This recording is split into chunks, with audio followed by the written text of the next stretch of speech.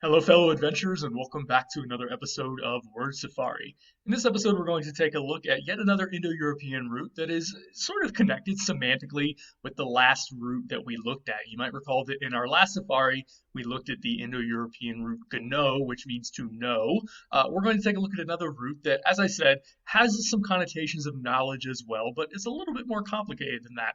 That root is weid. Now, notice that I've written it with parentheses around the E because if you know anything about Indo-European, you know that there's this E that's in a lot of roots, not all roots, but a lot of roots, and it can be there, but sometimes it'll fall out, and it's still the same root, even if the E isn't there. So the root can look like weid with an E, or it can look like weed without an E, and sometimes, just as a bonus, that E will change to an O, so sometimes we see this root as void. You don't need to worry about that too much, but it's still the same root, I promise. So we have this Indo-European root weid. The fundamental meaning of the root weid is to see. However, it can have other connotations as well, especially if you put it in what we call the perfect tense, which is something you can do in both English and Indo-European. And when you do that, it means to have seen. But if you have seen something, then the connotation is that you know that thing because you have seen it. So a lot of times, the daughters of this root in various Indo-European languages don't just mean to see, they mean to know because you have seen it, and therefore you know it. And so we're going to look at this throughout a number of different Indo-European language families as we go through this safari. And you're going to see that sometimes it means to see, and sometimes it means to know, and sometimes it can mean both. So let's start with Latin because we get so many words from Latin in the English language. Latin is always a good place to start when we're looking at different roots from Indo-European. We're going to get to plenty of other language families, but we're going to start here. So you might be familiar with the word video in English, but you may not have known that it actually comes from a Latin word video. By the way, V's in Latin were always pronounced W in the classical period. Later on in the Romance languages, they evolved into more of a normal V sound. But in the classical Latin period, it was a W sound, and that's how I pronounce it here. So you can see when you pronounce this V like a W, it clearly comes straight from the root weid, and it just means I see. This word literally means I see. It doesn't mean to see. It doesn't mean seeing. It means I see with that O ending on it in Latin. We literally just stole this word out of Latin less than 100 years ago and brought it into English for our word video. And the root makes sense because video obviously is something you see, but I'm not sure if they just looked up the word for see in a Latin dictionary and found video as the first person singular form and stole it straight out without changing the ending. I'm not sure why they did that, but that seems to be what has happened. So today we use video as a noun, but it actually started out as a first person singular verb, meaning I see in Latin. But clearly it comes from the weid root, as we can see. Uh, an important thing to note as we're going through some of these Latin forms is that the past participle of the verb video in Latin was visum. There's a reason why the D is not there anymore in Latin, but we don't need to go into it. So sometimes you're going to get an S there instead of a D, and that ultimately comes from the past participle. So video in Latin means I see, visum means seen. You have seen something, and that's what that visum form means. So as we look at some cognates, we're going to see a lot of S's in words like vision. As you can see, vision has the S there and not the D because it's ultimately built off of the past participle. But it comes from a noun, visio, which is, of course, derived from this verb and from this Indo-European root. And visio in Latin just means a sight, or just sight, or a thing seen. And of course, we maintain this in English where vision can be like your vision, like your sight, or it can be a vision that you see, so it's a thing seen. So vision in English means a lot like what the Latin word visio could mean. Visit, interestingly, comes from a Latin word that comes from the weid root. In Latin, the verb visitare means to go to see. And of course, if you think about it, that's kind of what a visit is. You're going to see somebody, right? So you can see why that might come from a root that means to see. A vista is just when you're, looking out over something or you see something. It's a sight seen. Interestingly, this comes from Latin, but it comes through Italian. We actually borrowed it from Italian. So Italian is kind of the middleman here, if you want to call it that. And this comes from the Italian past participle of this same root that comes from Latin. So it just means a thing seen. So it's a sight or a view. Notice all three of these have the S in them from the past participle ultimately in Latin without the D. Let's keep going and look at some Latin compounds. We've seen in previous safaris that Latin likes to make a lot of compounds out of roots. In other words, it will put prepositions at the beginning of verbs, just like we can do in English, and those prepositions will change the meaning of those verbs in some way. Sometimes it's a pretty simple addition, and sometimes it's going to change it in ways that you might not be able to predict. Most of these compounds from weid are pretty simple. They're not the most complicated compounds in Latin, as we are going to see. So the first one we're going to look at is provide. The English word provide just comes from the Latin verb pro video. So it's a very simple compound there. Pro is a preposition and a preverb in Latin that means before or forward or in front of or beforehand or something like that. So when you put pro on the front of video, it means to look before. In other words, to look ahead, to look forward. Before you get there, you're going to look at it and figure out what you need to do. So that's really what pro video means in Latin. Prepare in advance, basically. So our English word provide, basically, it just means that. It means you look forward into the future and you see what is going to be needed and you supply it. Of course, the noun of this is provision with the S there instead of the D, and provisions are things you have supplied for the future, basically. We get other compounds from this same compound in Latin, pro video. We get the word providence, which is made up of pro plus weid plus this ending, which was a noun ending in Latin. So it comes from this Latin word providentia, which is just originally the noun of this, foresight or precaution or preparation for the future or something like that. Today in English, we've sort of narrowed the meaning a little bit semantically to mean a higher power supplying what is needed for the future. We have a state capital in the United States, Providence, Rhode Island, that was named by a certain individual after this. However, interestingly, even back in Roman days, sometimes they would contract this word because providentia is kind of a mouthful, and sometimes they would contract the first half of that word from provi to pru. You can kind of do this yourself. If you run it together, providentia, prudentia, it oftentimes just becomes an oo. And we actually get another word from this. It does not mean the same as providence, but it's sort of a similar idea, and it still comes from the same Latin compound, and that is prudence. Prudence just comes from Latin prudentia, which again is just a run together form of providentia. This means foresight, skill, or of course prudence, because we just took this word straight into English. And unlike providence, prudence can be anybody, not just a higher power. So prudence is really the wisdom to look forward. That's that pro plus weid thing going on there, to kind of look forward and see what is going to be needed, and then act on it and be wise about it. So all of these come from this pro video compound in Latin. One more form in English that we get from this pro video form is improvise. And notice there's something else on the front of improvise here, this im that we're going to have to explain. This comes from Latin. This was already a compound in Latin, improvisum, which means not seen in advance. As you can probably guess, the im is the not part. Im comes from in Latin. There are two ins in Latin. One of them means like in or into. That's not what this is. The other one means not, like incapable or something like that. The n has assimilated to the p and become an m, like in immobile in English or something like that. We don't say immobile, we say immobile.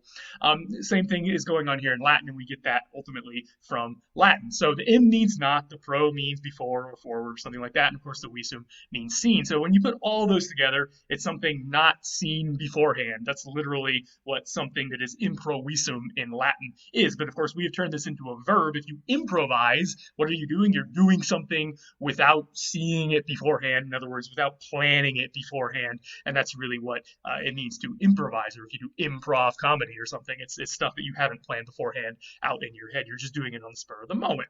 Okay, let's look at some other Latin compounds. What about revise? We get the English word revise from yet another Latin compound from the weid root. This is from Latin revisum, which comes from a form that means to look at again, because re in Latin just means back or again. I mean, that's really all it means. So if you revise something in English, you're looking at it again, you're looking back at it, and you're trying to make it better. I mean, that's really what it is to revise or to do a revision. That's, of course, the noun form. Another form that's a compound from Latin is supervise. Super in Latin just means above or over. Obviously, we've stolen that word too. Something super, it's above your expectations or above whatever. So Latin supervisum means to look at from above, or it has been looked at from above, or something like that. So what does it mean to supervise? We actually have a very literal translation in English, complete with putting a preposition onto a verb. The literal translation of supervise is oversee, because over is a perfect translation of super, and see is a perfect translation of vise. So the next time you are talking to your supervisor, you can also call them an overseer, and that's actually our very literal English translation of this form that comes from Latin, but you can see it basically means the same thing. Okay, so as we know, Latin evolved into French, and we borrowed a bunch of forms from the French language as well. So let's look at some of these French forms that are sort of more evolved versions of some of these Latin compounds we've been looking at. What about the word review? Review comes from an older French form, reveiller, which in turn comes from the Latin re, weidere. We're going to see in all these French forms, the D is gone. This is a pretty normal thing that happened between Latin and French, that the D between vowels just fell out. They just stopped saying it. It was a sound change. It was a mutation. So we're not going to see the D in any of these forms. It's just going to be a bunch of vowels that have kind of run together. And that's pretty normal in French. So review doesn't have the D in it anymore because we got it from French and not straight from Latin. But it still comes from this Latin verb re, weidere, this compound that we've been talking about. So it actually is a doublet of revise. Revise and review both come from the same Latin compound, but of course, as you probably know in English, they mean slightly different things. Not totally different things, but slightly different things. Because when you review something, you're just looking back over it and checking that everything is right. That's really the idea of when you do a review. And if you're wondering, just our word view, of course, also comes from French, back from the Latin form videre. Okay?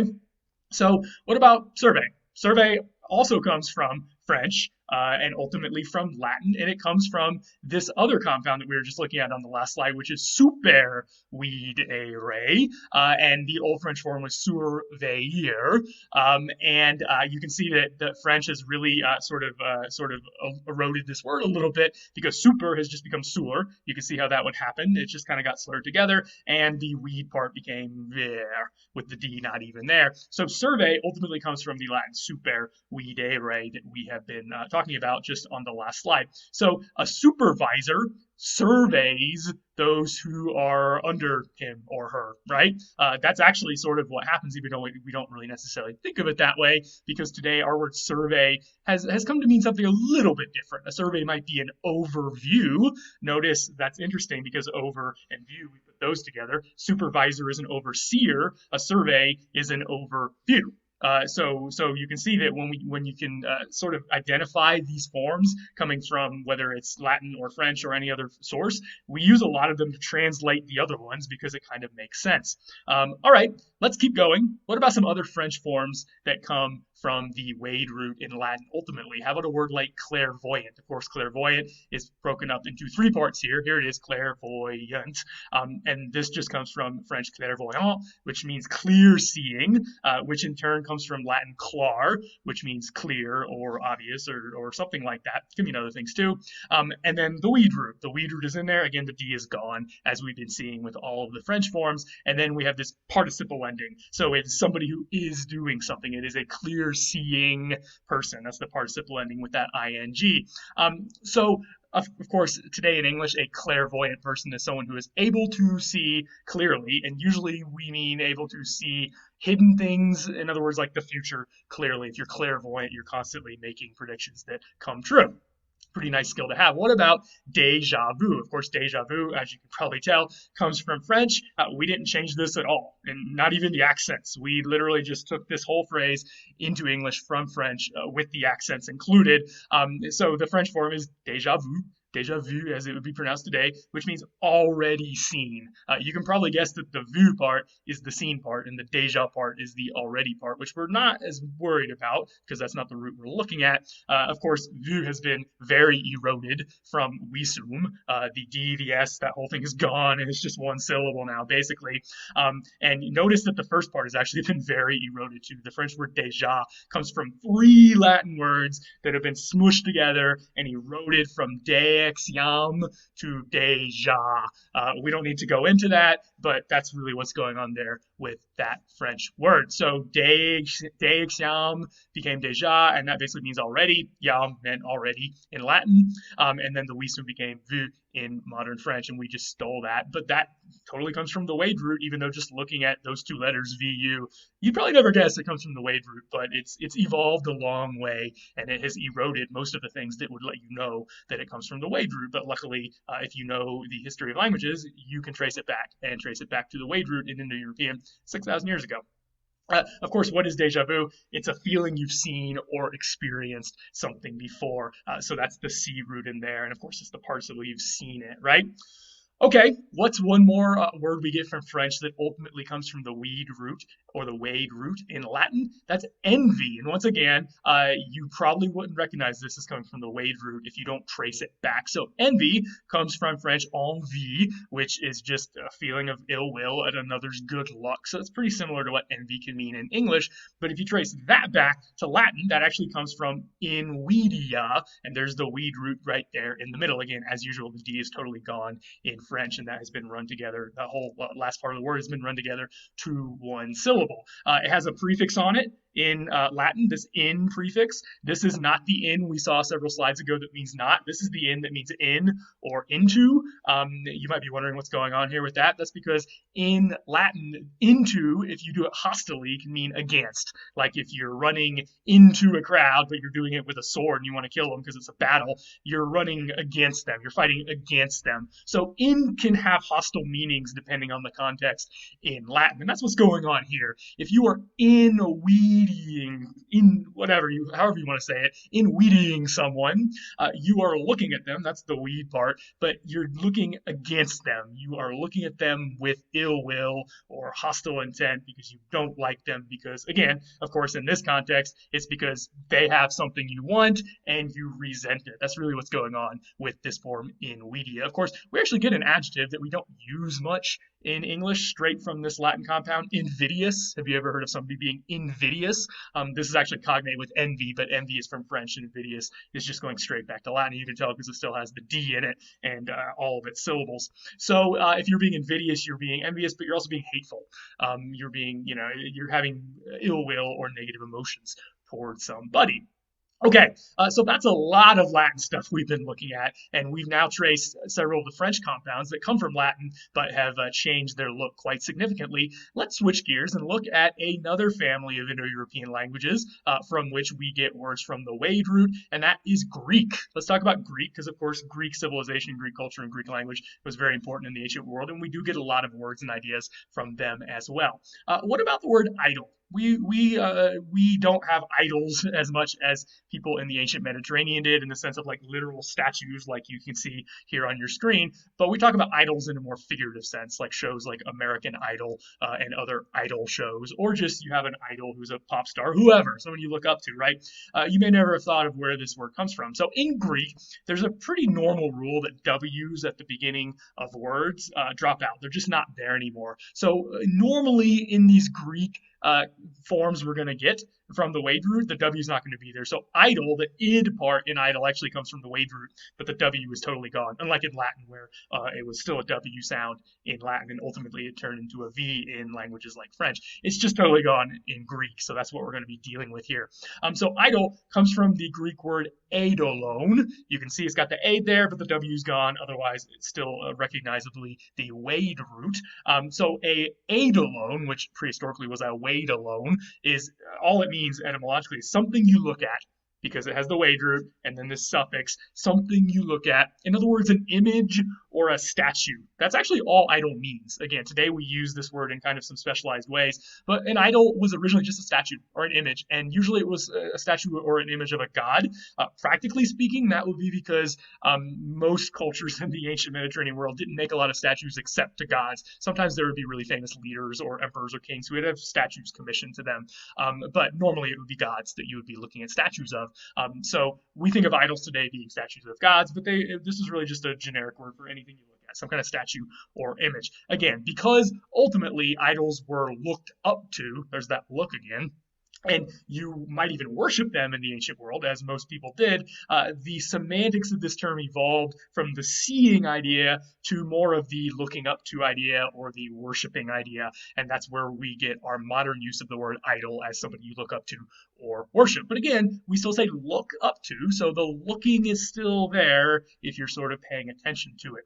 What's another word or family of words that we get from the Greek outcome of the weid root? How about idea or ideal? Because those are from the same root if you just put an L on the end. Why would this come from the weid root? Because right off the bat, it may not seem that there's a big connection between seeing and ideas. Well, think about what an idea is. It's something that you are envisioning. See the vision that I just used? Envisioning in your head. So idea actually just comes from this Greek word idea. It's spelled the same way. It has the id on the front from weid. And this was originally a form or a model or a mental image, okay? It's your ideal. And I just used the word ideal on purpose to show you how connected this is. It's the ideal you have in your head. It's the vision, it's the mental image you have in your head of how something is supposed to be or what something is supposed to look like or what you want something to be. That's really what an ideal is, right? And that's how we use it today. It's just something that's sort of existing in your mind's eye.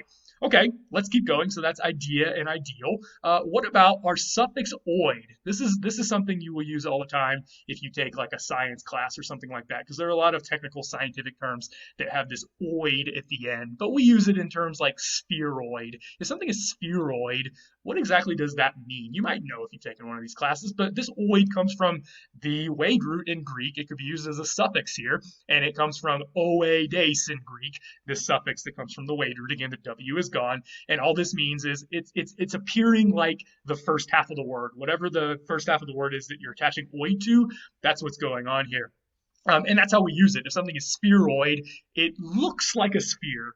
Now, if you go actually analyze it, it might not be a perfect sphere, but it's spheroid. It looks like a sphere. When you just look at it, when you eyeball it, it looks like a sphere, and that's basically what the oid root, or the oid suffix rather, does in English. But it comes from Greek, and it comes from the weid root ultimately.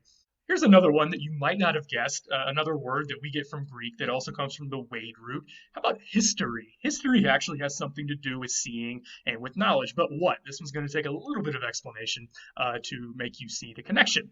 This comes from the Greek word historia, and this word in Greek just meant an inquiry or investigation. That's really all it meant. Now, we're still pretty far from our modern meaning of the word history, so what's going on there? First of all, let's talk about the phonology. Before we even get to the semantics, let's talk about what the word looks like. This doesn't look like it has the weid root in it at all. It's missing the W and it's missing the D, and there's some other stuff going on. So what's happening? This actually comes from Indo-European weid, which is the weid root plus a suffix tor, and there would be some weird things that would happen when you would put two D or T sounds together in Indo-European. What would happen in Greek is that an S would crop up and the first D or T sound would fall out. So that's why it's ist instead of id or something like that. As far as the H at the beginning, this is an irregular thing that happens in Greek every once in a while. We've been talking about how the W will fall out. That's pretty normal. But then irregularly in this word and in a couple other related words, there's going to be an H that also gets attached to the beginning. We're actually not sure why that's there, and it's not normal. But regardless, we're almost certain that this comes from the weid root in the form weid tor. By the way, the tor, that second element there in Indo-European is an agent noun suffix. It's somebody who does the first part. So if you just translate weid tor in Indo-European, it means a knower. It's somebody who knows. It's somebody who has learned something, maybe because they've seen it and therefore they know. There's the connection between seeing and knowing, and therefore they are qualified to talk about it. That's going to help us understand the semantics of what's going on in the word historia in Greek and ultimately in our word history in English. So what does this word mean, or what did it originally mean? Well, in case you're wondering, we get this word from Greek not because the Greeks invented history, because in our modern sense of the word, history has always been going on. But what the Greeks did is invent our modern way of talking about how we know history at all, and recording it in something approaching an objective and dispassionate sense, although we know that's impossible. But the Greeks really came up with the idea of striving to do it this way and to kind of come up with a universal story of people's histories, right? So what does this word mean? It's an account of what happened. That's the first part. It's not what happened, it's an account of what happened. Because if you think about it, until somebody invents a time machine, none of us can go back and see what actually happened. All we have are the accounts. All we have are the accounts of events, and that's what we have. So history is an account of what happened from someone who knows. Hopefully, it's not from someone who doesn't know, because then it's not worth very much, right? So the idea of history is that you have to know about it before you can talk about it. And of course, there's two ways you can know about it. You can either witness it yourself, you can be an eyewitness, and then you will know about it. You've seen, and therefore you know. There's the connection to our weid root. Or you weren't there, but you've done research. You've talked to other people who were there, or you've talked to people who talked to people who were there, or you've read accounts from people who were there because they wrote it down, hopefully soon thereafter. So implicit in the idea of history is that not just anybody can tell history. You have to know about it, because knowledge and seeing is actually right there in the word history. It's the root weid, and that's really where we get it from. So again,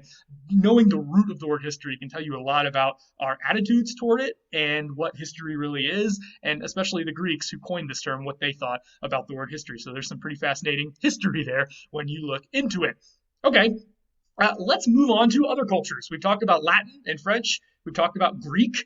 Let's talk about how the weid root gets used in a few other Indo-European cultures with words that you might be familiar with. You might be surprised to know that the weid root is implicit in these words as well. How about the Vedas? The Vedas are the scriptures. They're the holy books, essentially, the most ancient writings in Hinduism from the Indian subcontinent. And they're extremely ancient, some of them stretching back to as far as 1500 BC. So they have a lot of really interesting stuff in them linguistically, if you're just interested in language from an Indo-European perspective, because they really are very old and the language is very conservative in many ways. This just comes from the Sanskrit, because Sanskrit's the old Indian language, kind of like the Latin of the Indian subcontinent, if you want to think of it that way. So Sanskrit is a very ancient Indo-European language, and they have all the Indo-European roots. And so this comes from the weid root. The W has turned to V already in Sanskrit. So you have the word Veda, which comes from weid. You can see if you were to pronounce it Veda, it has weid right there, but it's probably already being pronounced V, at least by the classical Sanskrit period.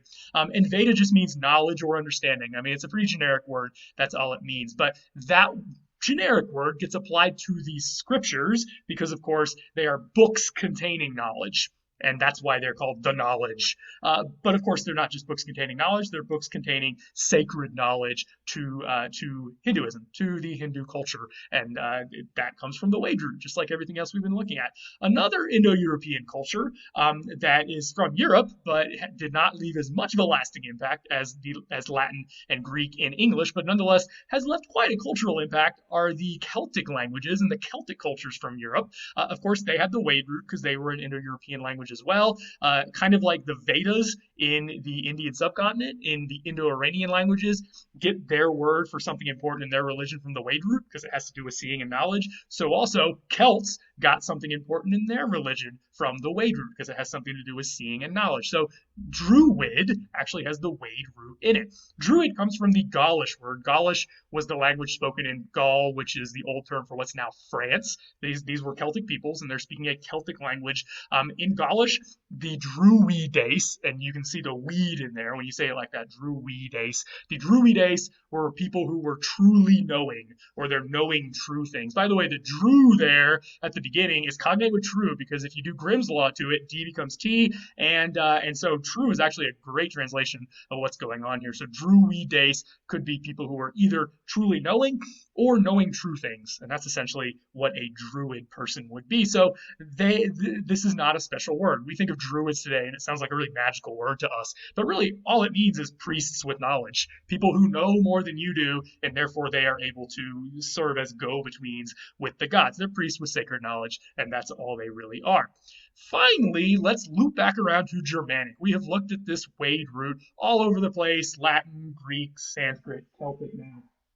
Let's go back to Germanic. Let's go back to our native Germanic inheritance in English and talk about what words come from the weid root in Germanic. like in Old English, for instance. Now, we're still going to have the W, but the D is going to change because of Grimm's Law in forms that still have that. But wise actually comes from this, and kind of like some of the forms we've been seeing, it has an S there at the end because an S suffix was added and the D kind of fell out before the S, kind of like what happened in Latin visu.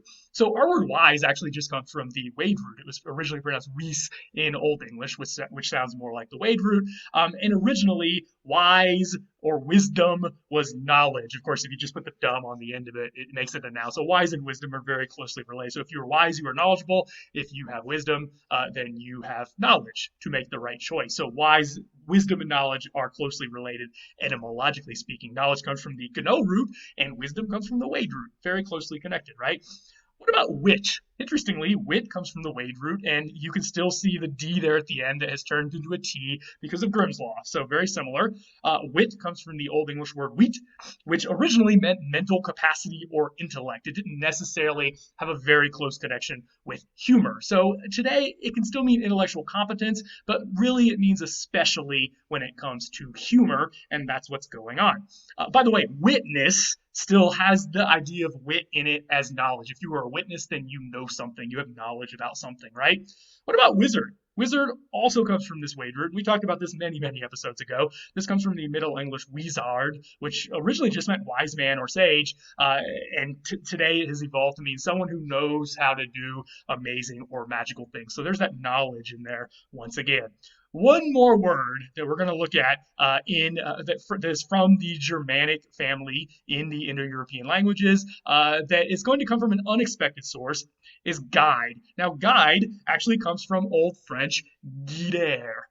You thought you had already escaped French. You thought that we had finished the French many, many slides ago here when we were talking about Latin, but not all of French's vocabulary comes from Latin. Some of it comes from its Germanic past, and this word is actually one of them. So the word France is named after the Franks. The Franks were a Germanic tribe. In other words, they spoke a Germanic language called Frankish, and Frankish was cognate with German, Old English, and the other Germanic languages. It underwent Grimm's Law just like the rest. And so when the Franks invaded Gaul, which is the old name for France, they began speaking a form of Latin, but they kept some of their old words in their Germanic past. And so most of their words come from Latin in a mutated form, as we've seen, but some of them actually come from their Germanic past, and this happens to be one of them. So guide comes from the Frankish word witan. We asterisk it because they didn't ever write it down, but we've been able to reconstruct it.